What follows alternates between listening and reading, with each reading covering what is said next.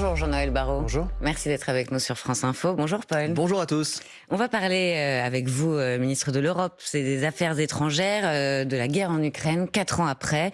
Mais d'abord, après un tweet de l'ambassade des États-Unis vous sommant de poursuivre les coupables du meurtre de Quentin Derenque, vous avez dénoncé l'international réactionnaire et convoqué Charles Kushner, l'ambassadeur américain, hier soir à 19h. Mais il ne s'est pas présenté. Jean-Noël Barrot, Charles Kushner vous a posé un lapin. C'est un camouflet?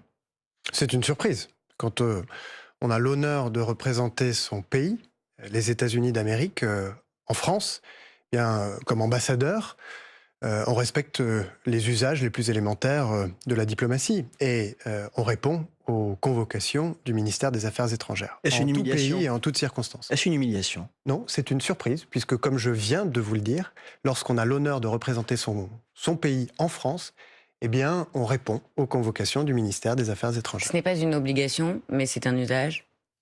Ah, ça me semble que c'est une obligation diplomatique. Alors, évidemment, ne pas se présenter, c'est sa responsabilité personnelle. Ça n'affecte en rien la relation entre la France et les États-Unis, dont nous fêtons cette année le 250e anniversaire. Elle en a vu d'autres, mais ça affectera naturellement sa capacité à exercer sa mission dans notre pays. Quelles conséquences à cela, Jean-Noël Barrot? Hier, vous avez annoncé notamment, demandé à ce qu'il ne puisse plus accéder directement aux membres du gouvernement français. Qu'est-ce que ça signifie? Et est-ce qu'il y a d'autres mesures de rétorsion? Il n'y a rien de plus habituel que la convocation d'un ambassadeur lorsque des explications doivent être faites. Lorsque ces explications auront eu lieu, alors l'ambassadeur des États-Unis en France retrouvera naturellement l'accès aux membres du gouvernement français. Concrètement, ça veut dire quoi? S'il vous appelle ou s'il appelle un membre du gouvernement, la consigne c'est de ne pas décrocher. Ça veut dire quoi? Concrètement, cela veut dire que nous devons avoir avec lui une explication. Je crois que tous les Français partagent le même sentiment. Nous n'acceptons pas que des pays étrangers puissent venir interférer, puissent s'inviter dans le débat politique national, quelles que soient les circonstances. C'est cette explication que nous devons avoir. Nous en avons d'autres également. On pourra peut-être en parler. Les sanctions qui visent des citoyens français, le juge Guillou de la Cour pénale internationale ou encore Thierry Breton, ancien ministre, ancien vice-président de la Commission européenne, tous deux interdits d'accès au territoire américain sur des fondements qui nous paraissent injustifiés. Bref, une explication, tout simplement, de manière à ce que nous puissions retrouver un mode de fonctionnement normal. D'ailleurs, Thierry Breton, qui est actuellement sur BFM, dit que vous avez bien réagi, mais ce que vous proposez n'existe pas légalement. Par contre, ce qui existe, c'est la Convention de Vienne de 1961 sur les relations diplomatiques, l'article 9. Est-ce que vous envisagez, sur décision du président de la République, de déclarer l'ambassadeur des États-Unis persona non grata? Je ne comprends pas la question et je vois pas très bien. Vous avez envie d'aller plus loin que ça? Il me semble. Il n'est pas venu. Et je vous le redis, ça n'est pas tellement mon problème, c'est plutôt le sien. Il faut qu'il puisse avoir cette explication avec nous, avec le Quai d'Orsay, de manière à ce qu'il puisse reprendre l'exercice normal de ses fonctions d'ambassadeur en France. Vous pourriez aller jusqu'à penser à l'expulser carrément? Je vous le redis. S'il ne vient pas, mais s'il ne continue à pas venir. Vous me reposez la question, je vous apporte exactement la même réponse. C'est à lui-même qu'il occasionne des difficultés, puisque pour un ambassadeur, pour qu'il puisse faire son travail, il faut qu'il ait accès aux membres du gouvernement. C'est le b.a.-ba. Demander à n'importe quel ambassadeur représentant son pays en France, demander à n'importe lequel de nos ambassadeurs ou nos ambassadrices qui représentent la France à l'étranger, le b.a.-ba, c'est de pouvoir échanger avec les membres du gouvernement. On comprend que vous lui donnez une dernière chance et qu'en attendant, il y a une volonté de le marginaliser, mais qui peut encore se rattraper et s'expliquer. À l'origine de cette convocation, il y avait donc cette intervention de l'administration américaine et de l'ambassade américaine dans l'affaire Quentin Derenque. L'ambassadeur vous demandait notamment, vous sommez de poursuivre les coupables. Qu'est-ce qu'il y a derrière cette intervention américaine? Il y a une volonté quoi? De déstabiliser la France? Il y a la main de Donald Trump? Qu'est-ce que vous y voyez? D'abord, je l'ai dit, mais je veux le redire parce que ça me paraît important. Les Français, nous n'acceptons pas que des pays étrangers, des autorités étrangères viennent s'inviter dans notre débat politique national. Qu'un citoyen américain puisse émettre des commentaires, puisse partager une opinion, y compris une opinion politique, c'est son droit.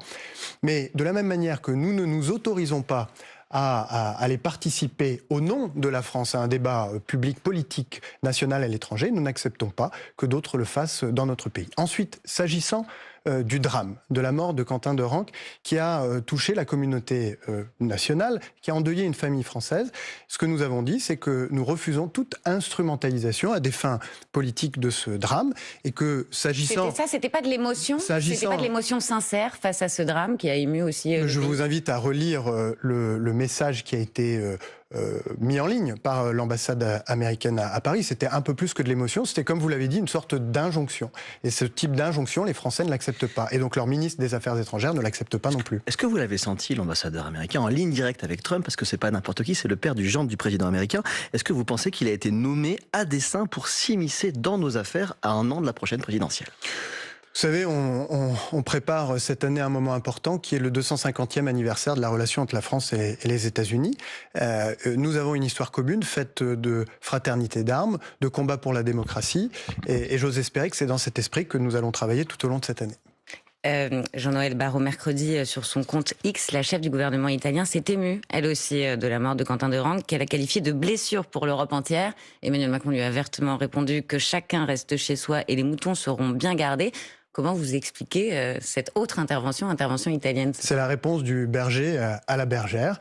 Et je crois que l'incident est clos et que nous pouvons avancer. Je le redis, nous n'avons pas de leçons à recevoir en matière de maintien de l'ordre, d'ordre public, en matière de violence, et nous n'avons pas de leçons à recevoir tout court de l'international réactionnaire. Mais comment vous l'expliquez? Est-ce que Giorgia Meloni a des arrière-pensées politiques, un agenda politique, alors que 2027 se profile? Vous savez, c'est à elle qu'il faut le demander. Ce que je sais, c'est que la France et l'Italie sont deux pays très proches, deux pays voisins, deux pays qui entendent cette année approfondir leur coopération. Le sommet franco-italien est reporté. Il a été reporté. C'est une décision qui avait été prise bien avant les événements tragiques de la semaine dernière. Et pour ma part, je présiderai avec mon collègue Antonio Tajani, le ministre des Affaires étrangères de l'Italie, un comité de coopération transfrontalière dans la région d'Aoste au printemps. Nous entendons bien renforcer nos liens avec ce pays. Vous avez utilisé il y a quelques instants l'expression internationale réactionnaire. Le président Macron l'avait déjà utilisé il y a un an pour répondre à Elon Musk. Si on nous avait dit que le propriétaire d'un des plus grands réseaux sociaux du monde soutiendrait une nouvelle internationale réactionnaire et interviendrait directement dans les élections, y compris en Allemagne, qui l'aurait imaginé? Qui l'aurait imaginé? Et le chef de l'État ajoute, c'est le monde dans lequel nous vivons et dans lequel nous avons à faire de la diplomatie. Est-ce que cette internationale réactionnaire, pour reprendre votre expression, veut peser, arrive à peser sur la présidentielle française? J'ai le sentiment qu'elle tente de le faire, et je crois que notre responsabilité, c'est de l'en empêcher. Et pour cela, de reprendre le contrôle de notre espace public. Et cela passe par une mise au pas des réseaux sociaux qui servent en quelque sorte de plateforme à un certain nombre de ces mouvements, de ces mouvances de l'international réactionnaire pour venir perturber le débat public et venir fragiliser l'intégrité de nos processus démocratiques. Il faut bien comprendre que la démocratie repose sur un débat public intègre, vibrant, à la lumière de l'information produite par une presse pluraliste, indépendante et libre, et que tout ce modèle, ce qui fait notre fierté et qui est un trésor national, est aujourd'hui menacé. Et c'est pourquoi les règles que nous avons édictées au niveau européen doivent être appliquées avec beaucoup de rigueur et beaucoup de fermeté par la Commission européenne pour protéger nos élections. C'est vrai l'élection présidentielle, mais il ne vous a pas échappé qu'il y a au moins 2 élections en France qui se tiendront avant celle-ci, et elles doivent être évidemment épargnées de tout soupçon. Pas le cas.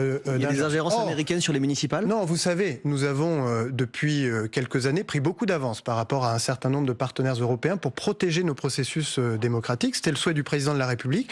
Nous nous sommes dotés d'un service dédié que beaucoup de pays du monde nous envient, qui a la mission de protéger les élections contre toute forme d'ingérence. Il s'appelle Viginum et il a cette spécialité, cette expertise particulière. Jean-Noël Barrot, vous parliez notamment du réseau social X. Déjà dans sa stratégie de sécurité nationale début décembre, Donald Trump chargeait l'Europe, son déclin, et se montrait prêt concrètement à aider les partis nationalistes européens.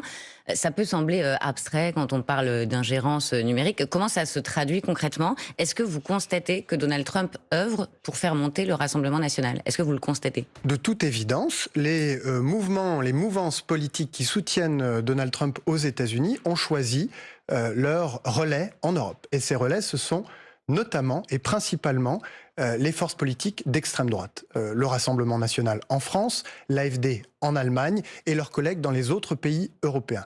Les forces politiques d'extrême droite américaines ne s'en cachent pas. Elles mettront tout en œuvre pour tenter de donner le maximum d'élan à ces forces politiques. Pourquoi ?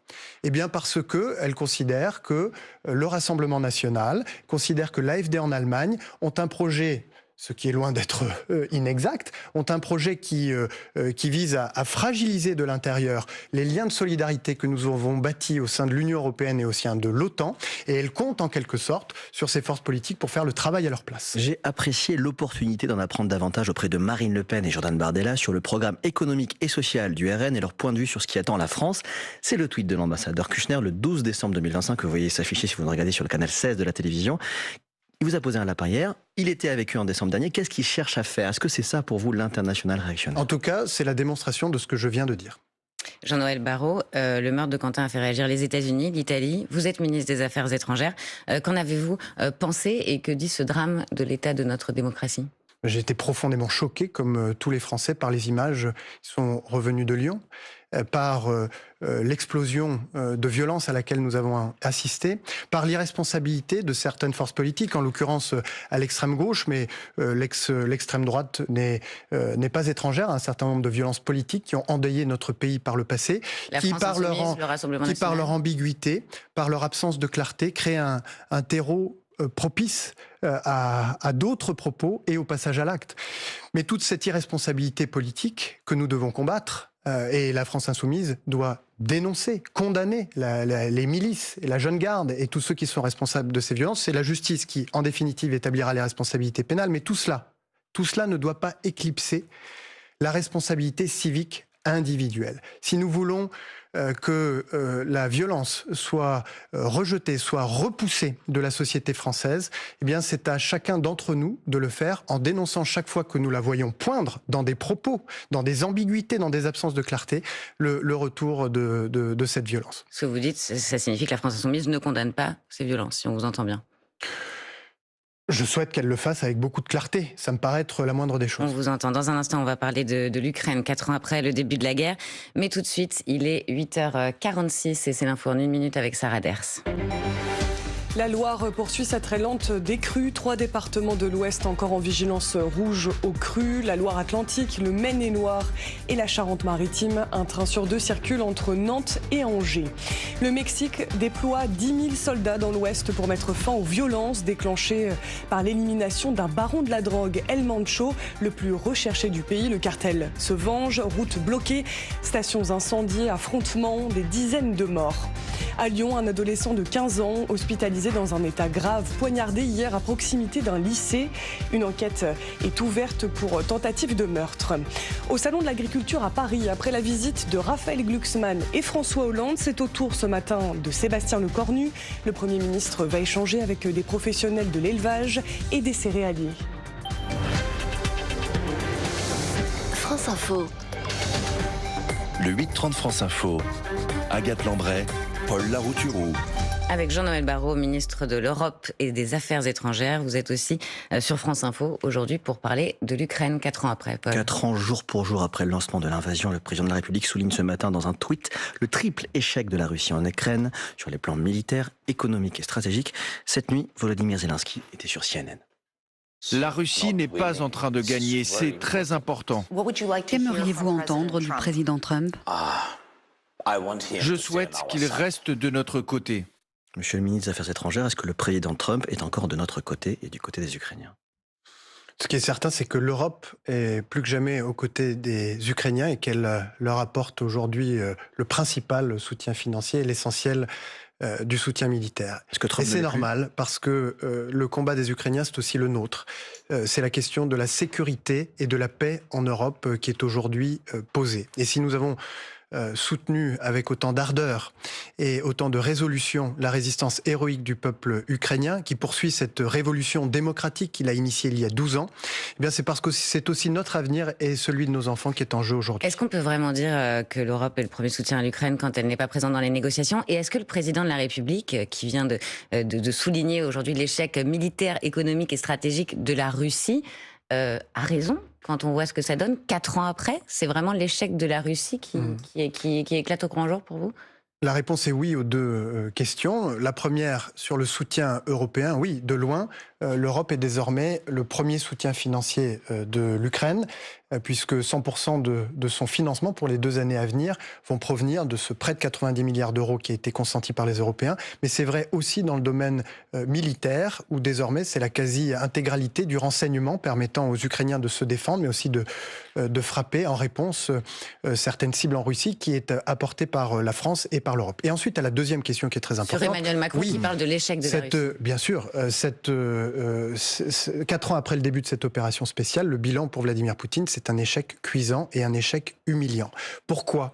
Eh bien parce qu'aujourd'hui, Vladimir Poutine contrôle la moitié des territoires qu'il occupait illégalement au printemps d'il y a 4 ans. Et que sa progression sur le front est millimétrique et se fait au prix de pertes humaines considérables. Mais il avance et il possède quasiment 20% du territoire. Il n'a pas avancé depuis le début de l'année puisque les Ukrainiens ont repris du terrain. Sa progression est absolument millimétrique et regardez les pertes humaines. Ah justement. C'est plus d'1 million de pertes humaines depuis 4 ans, c'est-à-dire plus que toutes les pertes russes et soviétiques depuis la Deuxième Guerre mondiale. Et aujourd'hui, c'est 1000 soldats russes qui meurent sur le front pour aucune progression territoriale. Et puis on peut parler ensuite de l'échec économique, puisque chaque jour qui passe, le fantasme colonial de Vladimir Poutine ruine et épuise le peuple russe, discrédite la Russie au risque de la faire sortir de l'histoire. Sur le bilan M1, justement, vous venez de dire 1 million, il y a un institut américain qui s'appelle le CSIS qui évalue, lui, à 2 millions de victimes, les morts, les blessés et les disparus des deux côtés. Si ces chiffres sont exacts, cela ferait de cette guerre le conflit le plus meurtrier en Europe depuis la Seconde Guerre mondiale. Est-ce que les services français confirment un ordre de grandeur comparable de 2 millions? Je vous ai donné le chiffre sur lequel nous nous appuyons, les pertes russes en particulier, mais oui, il faut ouvrir les yeux sur la réalité de ce conflit et la réalité des combats sur la ligne de front où les pertes humaines sont insensées. 1000 soldats russes tués par la résistance ukrainienne chaque jour sur le front, il faut se représenter ce que cela signifie. Il faut se représenter aussi les méthodes inhumaines de l'armée russe, qui est peuplée de mercenaires, qui est peuplée de repris de justice, où les soldats qui hésitent à avancer sur un terrain vague de peur de se faire éliminer par un drone sont assassinés par leur propre chef. Voilà l'horreur qui se joue en quelque sorte à 2000 kilomètres de nos frontières. Et c'est pourquoi nous allons continuer à soutenir l'Ukraine et à exercer une pression sur Vladimir Poutine pour qu'il consente enfin à cesser le feu.